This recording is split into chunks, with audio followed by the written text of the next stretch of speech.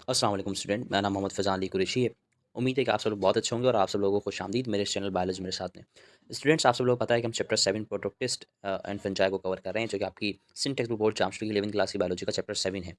आज हम चैप्टर 7 में से जो कि हम उसमें से एक पार्ट पढ़ रहे थे जो कि प्रोटोक्टिस्टा था। आज हम प्रोटोक्टिस्टा का लास्ट टॉपिक कवर करेंगे उस पार्ट में से। उसके बाद फिर हम फंजाई की तरफ बढ़ेंगे आगे। आज इससे पहले मैं प्रोटोक्टिस्टा के प्लांट लाइक प्रोटोक्टिस्ट और फंजाई लाइक प्रोटोक्टिस्ट के ऊपर लेक्चर ला चुका हूँ। अगर आपने नहीं देखे तो आप प्लेलिस्ट में देख सकते हैं, मैंने पहले से अपलोड किए हुए हैं। आज का जो तीसरा लेक्चर है इसके अंदर मेरे सारे नोट्स हैं। इसमें मैंने कोई एडिशनल नोट्स नहीं बनाए क्योंकि आपकी बुक में एनिमल लाइफ प्रोटोजोआ के ऊपर जो भी बातें लिखी हैं वो बहुत ज़्यादा प्रिसाइज मैनर में लिखी हुई हैं। इससे ज़्यादा बातें प्रिसाइज नहीं की जा सकती, मुख्तसर नहीं की जा सकती। इस वजह से मैंने आपकी बुक का ही आर्टिकल पैराग्राफ लिया है और आपकी बुक से ही मैं आपको इसमें पॉइंट्स बताऊँगा। एडिशनल बातें इधर ही मैं आपको बताऊँगा, आप उसे नोट कर सकते हैं एज़ स्टूडेंट्स। मैं आपको इंट्रोडक्शन में बता चुका हूँ कि एक्चुअली जो प्रोटोजोआस होते हैं उनको हम अर्ली एनिमल्स कहते हैं। क्या कहते हैं? अर्ली एनिमल, यानी कि वो एनिमल्स जो सबसे पहले अराइज हुए अर्थ के ऊपर। उसके बाद इन्हीं से ही सारे मल्टी सेलुलर और डाइवर्सिटी आई एनिमल्स के अंदर। अगर हम देखते हैं प्रोटोक्टिस्ट एक पूरे ग्रुप को, सबसे बड़ा ग्रुप प्रोटोजोआस का है प्रोटोक्टिस्ट के अंदर। पहली लाइन भी ये एरिया आपके पास जो इधर लिखी हुई है, protozoans from a large group of protoctista. यानी कि प्रोटोजोआस जो जो प्रोटोजोआंस होते हैं वो क्या करते हैं, फॉर्म करते हैं large group of protoctist. They are unicellular animal like organism, यानी कि ये यूनिसेलुलर एनिमल्स हैं। यानी कि आपने एनिमल तो सुना लेकिन यूनिसेलुलर एनिमल है। क्या है यूनिसेलुलर एनिमल? दूसरी बात जो कि एनिमल जैसे इनमें, वो ये है कि they are ingestive heterotrophic nutrition. जैसे कि एनिमल कोई भी डाइट को निगलते हैं, इंजेस्ट करते हैं, खाते हैं, पहले उसकी मैकेनिकल डाइजेशन करते हैं, मैकेनिकल ब्रेक डाउन करते हैं एक्चुअली दांतों के जरिए। इसी तरीके से इनमें भी पहले कोई फूड जो जाता है उसमें मैकेनिकल ब्रेक डाउन होती है, उसके बाद एंजाइमेटिकल होती है, उसके बाद वो क्या हो जाता है, स्क्रीट आउट हो जाता है। इसी तरीके से इनमें भी वही प्रोसेस होता है लेकिन माइक्रोस्कोपिक लेवल के ऊपर होता है।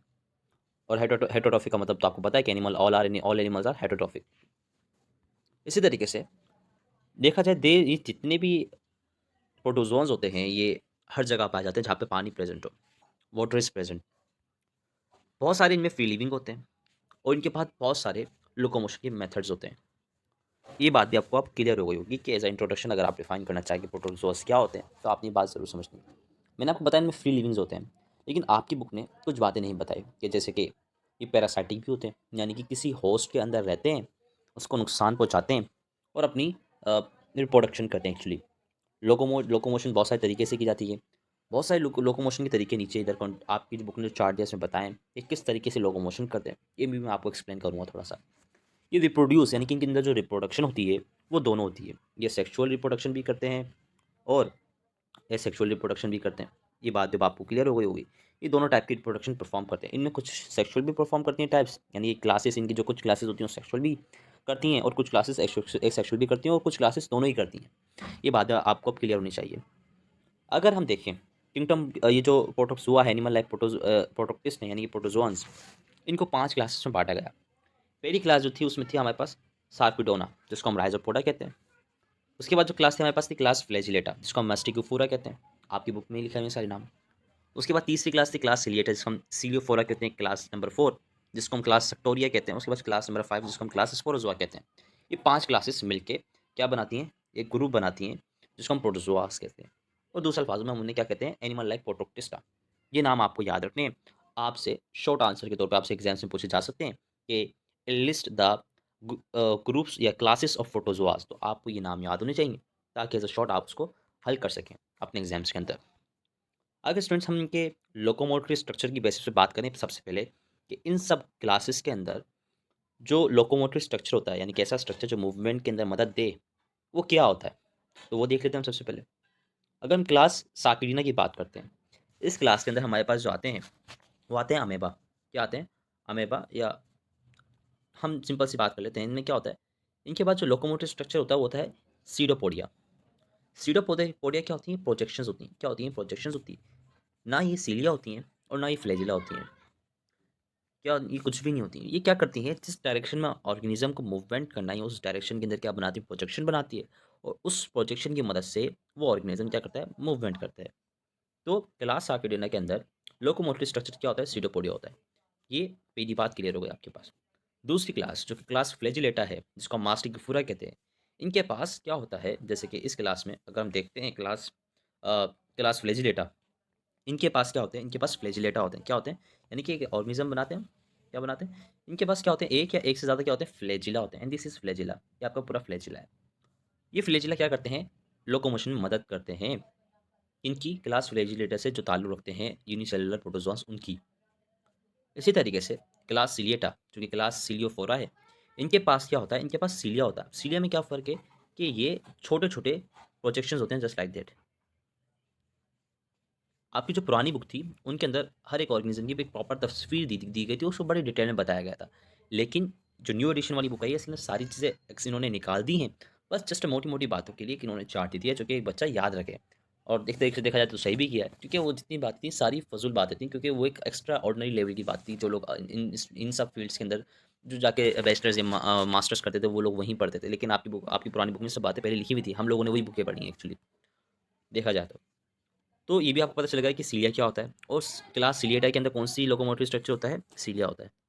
इसी तरीके से क्लास सेक्टोरिया, इनके पास क्या होता है, इनके पास सीलिया होता है। एट अर्ली स्टेज, यानी कि जब ये लोग क्या होते हैं, यंग होते हैं, इनके पास क्या होता है, सीलिया होता है। लेकिन क्या होता है कि जैसे ही ये एडल्ट होते हैं, क्या होते हैं, एडल्ट होते हैं, वो सीलिया क्या हो जाता है, सेडेंटरी हो जाता है। सेडेंटरी से मुराद होती है कि नॉट मूविंग, यानी कि वो मूव नहीं करता, वो फैसिलिटेट नहीं करता किसके अंदर, मूविंग के अंदर। देखिए नॉट मूविंग, आप इसे ये भी कह सकते हैं, नॉट मूविंग कह सकते हैं, सही है। इसी तरीके से क्लास 5 जो कि क्लास स्पोरोज़ोआ है, जिसको हम नो लोकोमोटरी स्ट्रक्चर भी कहते हैं, इनके पास कोई भी लोकोमोटरी स्ट्रक्चर नहीं होता इनकी किसी भी स्टेज के ऊपर लाइफ के अंदर। इस बात को भी आपने अपने दिमाग में रखना है। तो स्टूडेंट्स, अब चलते हैं हमारे अगले टाइप पे। उस टाइप के अंदर हम क्या बात करते हैं, वो मैं आपको बता देता हूँ।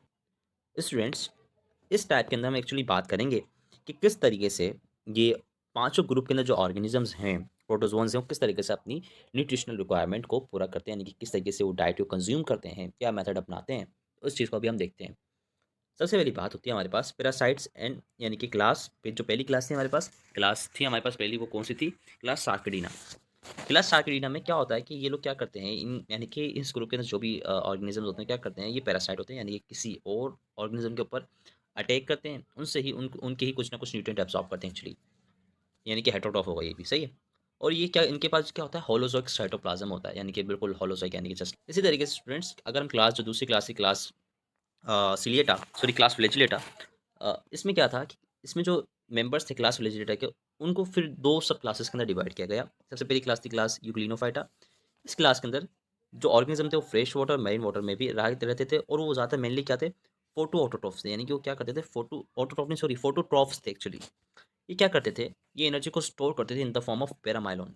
पैरामाइलोन भी एक कार्बोहाइड्रेट है, क्या है, कार्बोहाइड्रेट है। इस बात को मैं थोड़ा बता देता हूँ आपको, ये भी क्या है, कार्बोहाइड्रेट है, जस्ट लाइक स्टार्च। आपको पता है कि प्लांट ग्लूकोज को स्टोर करने के लिए स्टार्च में कन्वर्ट कर देते हैं, एनिमल ग्लूकोज को स्टोर करने के लिए ग्लाइकोजन के अंदर स्टोर कर देते हैं। लेकिन ये जो यूनिसेलुलर थे, इन्होंने इसके अंदर कन्वर्ट नहीं किया, बल्कि इन्होंने किसके अंदर कन्वर्ट करे थे, स्टार्च जैसी सिमिलर मॉलिक्यूल के अंदर, जो क्या था, पैरामाइलोन कहते थे। अगर ये एनिमल होते तो भाई इनको ग्लाइकोजन के अंदर अपनी ग्लूकोज को स्टोर करना था, ग्लाइकोजन कार्बोहाइड्रेट के अंदर, लेकिन इन्होंने ऐसा नहीं किया। इन्होंने पैरामाइलोन, जो कि सिमिलर थी किससे, स्टार्च से, उसके अंदर इन्होंने स्टोर करा अपने फूड को, फूड से मुराद कार्बोहाइड्रेट्स को। सिंपल सी बात है, ये बात भी आपकी क्लियर हो गई। अगर इसमें हम देखते हैं, अ, इनके अंदर जो रिप्रोडक्शन थी, वो क्या थी, एसेक्सुअल थी। इनकी एग्जांपल हमारे पास थी यूग्लिना, क्या थी, यूग्लिना। दूसरी जो सब क्लास थी, उसमें हमारे पास थे ज़ूमस्टिकोनिया। They are mostly parasite. ये सारे ये क्या थे, सबसे ज़्यादा ये क्या थे, पैरासाइट थे। सिंपल सी बात है, इसमें आपने क्या करना, ज़्यादा डिटेल में नहीं जाना। इसके अलावा अगर हम तीसरी क्लास में जाते हैं, तो तीसरी क्लास हमें ऐसे बोलती है कि ये they are completely heterotroph and predator, यानी कि शिकार करके क्या करते थे, अपने फूड को अक्वायर करते थे। और तीसरी क्लास हमारे पास क्या थी, क्लास सिलिएटा, जिनके पास सीलिया था।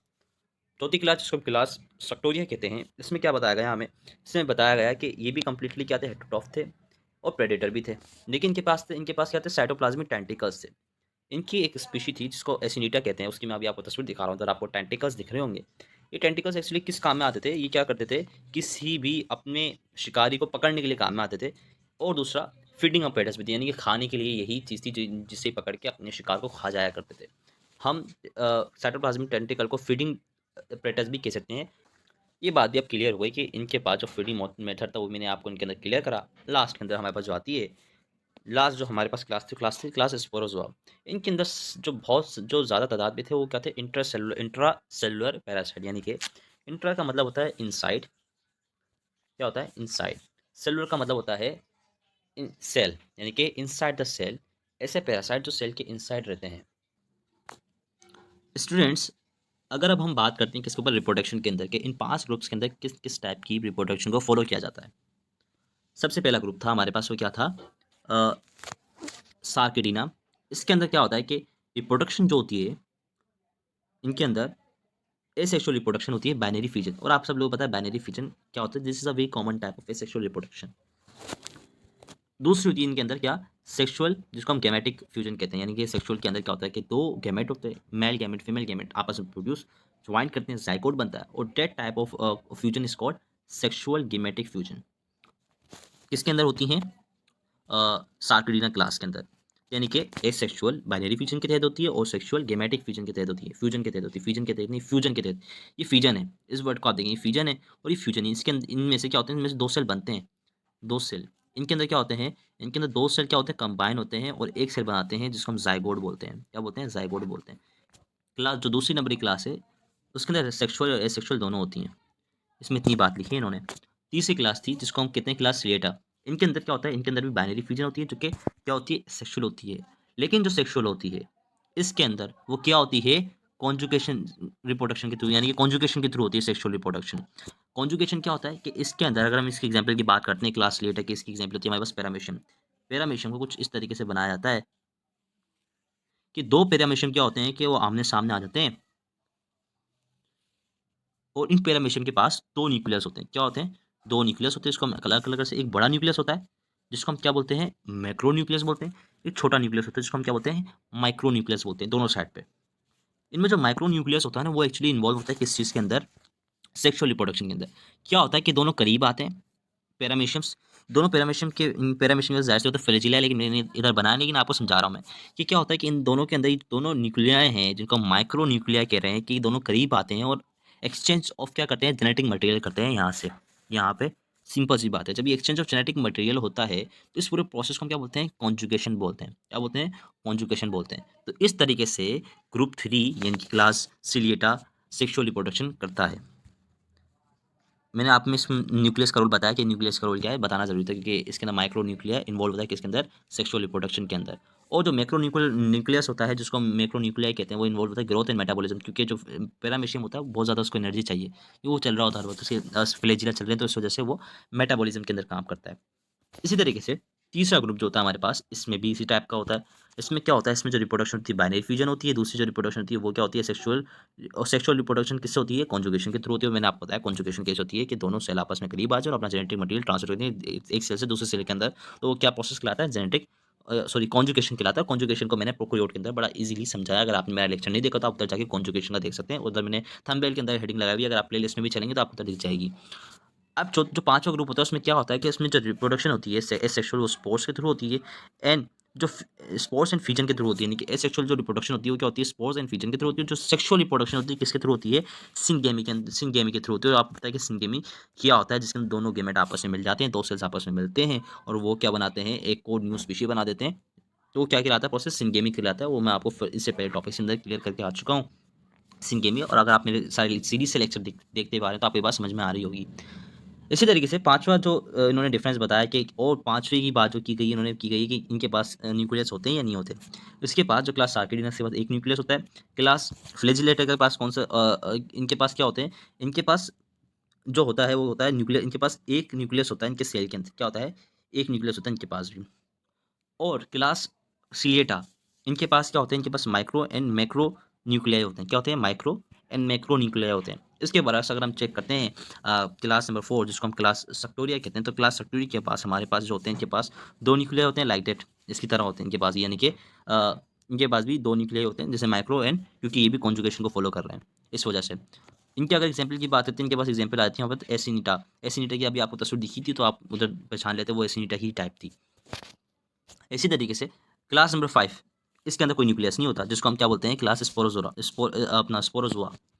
इन लास्ट इन लास्ट के अंदर बता रहा है कि ये किस किस टाइप की इनकी एग्जांपल्स दे रहा है आपको।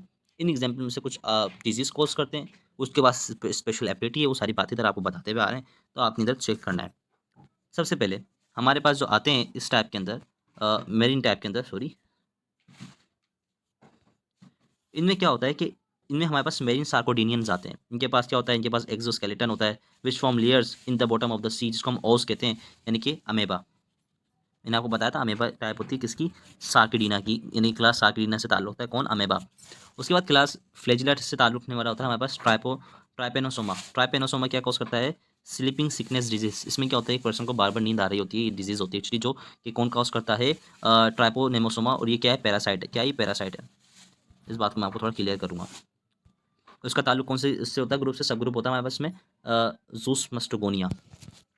उसके बाद ग्रुप नंबर 3, इसमें क्या होता है, they have a flexible pellicle. Pellicle क्या होती है, थिन सी स्किन होती है, जिसको हम अच्छी से जबान के अंदर क्या कहते हैं, क्यूटिकल। क्या कहते हैं, क्यूटिकल, क्यूटिकल कहते हैं। और आपको पता है, और ये किसके ऊपर पाई जाती हैं, पैरामीशियम पे पाई जाती हैं। और हमारे पास जो 14 ग्रुप आता है उसमें भी ये बात है, ये एग्जाम्पल, तो आपने ये इस बात को थोड़ा सा याद रखना है। पांचों ग्रुप, ये भी बड़ा इंपॉर्टेंट है। पांचों ग्रुप जिसको हम क्लासेस स्पोरोजोआ बोलते हैं, इनके पास जो आता है, हमारे पास आते हैं कॉन्ट्रेक्टाइल वेक्यूल्स होते हैं इनके पास। सो इनके पास कॉन्ट्रेक्टाइल वेक्यूल क्या होते हैं, एब्सेंट होते हैं। क्या होते हैं, एब्सेंट होते हैं। और इनमें जो सबसे प्रोमिनेंट एग्जाम्पल होती है इनके पास होती है प्लाज्मोडियम की और मोनोसिस्ट की। प्लाज्मोडियम एंड मोनोसिस्ट का ताल्लुक किनसे होता है, क्लास नंबर 5, जिसका नाम है क्लास स्पोरोजोआ। और आपको पता है कि प्लाज्मोडियम किस चीज़ के अंदर इन्वॉल्व है। आपको पता है कि एक्चुअली प्लाज्मोडियम जो होता है वो किसके अंदर इन्वॉल्व होता है, मलेरिया के अंदर। Malaria causing agent, malaria causing क्या होता है, पैरासाइट होता है एक्चुअली। यही क्या करता है, कॉज करवाता है क्या, मलेरिया। अगर हमें मौका मिला तो हम मलेरिया की साइकिल में आपको पढ़ाता, लेकिन आपकी बुक में मलेरिया की साइकिल नहीं दी। लेकिन इससे पहले जो बुक थी उसने मलेरिया की साइकिल दी थी, किस तरीके से मलेरिया ट्रांसफर होता है फ्रॉम मॉस्किटो टू ह्यूमन। तो ये बात आपने याद रखनी है। मलेरिया, मलेरिया कौन कॉज करता है, मलेरिया कॉज करता है हमारे पास क्या, प्लाज्मोडियम। तो ये तकरीबन जो बातें कवर की गई हैं हमारे पास, तकरीबन 6 इन्होंने पॉइंट को हाईलाइट करके आपको ये सारी बातें बताई हैं। और उम्मीद है कि आपको ये सारी बातें समझ में आई होगी। अगर इसमें आपको कोई भी सवाल बनता है तो आप मुझसे ज़रूर पूछिए, मैं आपको ज़रूर समझाऊंगा। लेकिन जितनी बात आपकी बुक ने कही है, मैंने आपको थ्रूली समझाने की ज़रूर कोशिश की कि ये बातें क्या कह रही हैं। अगर आपका कभी भी कोई सवाल बनता है तो आप मुझसे ज़रूर पूछिए, लेकिन मुझे लगता है कि अब आपका कोई सवाल नहीं बनेगा। और हाँ, इसमें आपको जो भी शॉर्ट क्वेश्चन होंगे वो मैं आपको ज़रूर सॉल्व करवाऊंगा आपकी बुक में जो लिखे हुए हैं।